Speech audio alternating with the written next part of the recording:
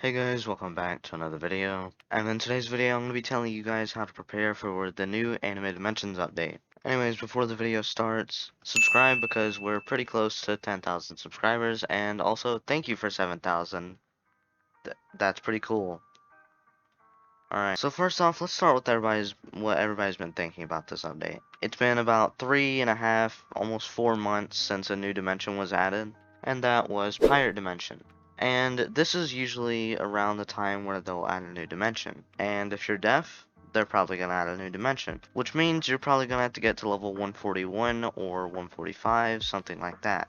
I would recommend getting to level 145 plus because they could be adding like a new type of game mode, or not game mode, new type of scaling, level scaling, like how they went from 10 or never mind. But this could be like a really high level dimension just to just a little spice the game up a little bit, which I think would be pretty cool. So I would try to get to level 145 plus. So make sure to do that. And that'll also mean you'll have to stack up on gold. I would recommend getting at least around 500 million gold, which is pretty hard, but if you're gonna get to level 150 or 145, you should have at least a couple 100 million. This will also get you a couple legendary cards, and it'll help you get better and get more damage. And you'll have to use this gold, so you'll be able to upgrade your cards, obviously. Next up, save up on raid tokens. Huge.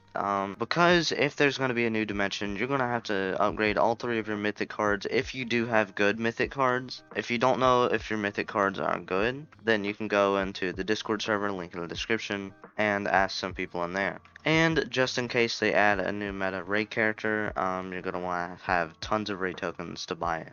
Next up, this is just a bit of advice. Do not buy any cards, accessories, or spin traits, none of that, because you're going to need that just in case there's a new meta unit, so you'll need the raid tokens for the unit, and if there's a dimension, you'll need the raid tokens for upgrading cards, and the unit, I guess, and you'll need trait tokens to roll on a new meta character. So just do not spend any raid tokens at all. Now, before every single raid character in the shop leaves, I would advise actually spending raid tokens on those, even though I just said don't spend any.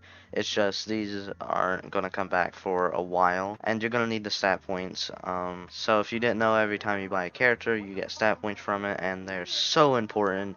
You would not believe how important stat points are. And also try and drop characters. I would advise getting Dio, most importantly, if you do not have him, because he is so broken. But we're not going to get into that kind of stuff. So make sure you buy as many characters as possible, and if you have every single raid character, or maybe most of them, then just try and drop the ones you're missing, and don't spend any raid tokens. Also, make sure you're doing infinite mode every time the raid or infinite tokens are ready to be claimed again, because you're going to need the trait tokens for them to spin on new characters. But yeah, you don't really have to save up on gems for this update. I doubt there'll be anything that is very insane for gems. Now, if it's a new dimension, there will most likely be a gem character, but it's probably not going to be that good compared to like any of the newer raid characters. Anyways, I'll see you guys in the next video where I become British. Just completely switch. Goodbye.